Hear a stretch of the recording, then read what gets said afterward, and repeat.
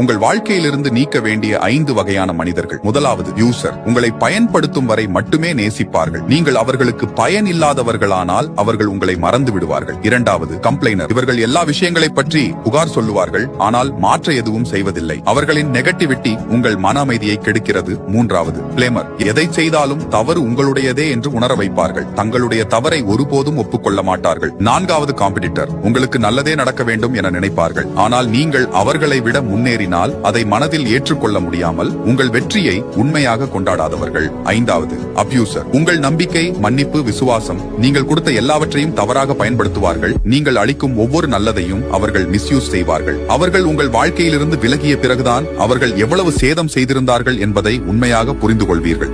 வளர்ச்சியின் நோக்கம் மக்களின் வாழ்க்கையை ஊக்கம் அளித்து மேம்படுத்துவதாகும். எனவே எங்களை ஏற்கனவே ஃபாலோ பண்ணிருப்பீர்கள் என்றால் கங்க்ராச்சுலேஷன்ஸ், நீங்கள் வளர்ச்சியின் பாதையில் இருக்கீர்கள்.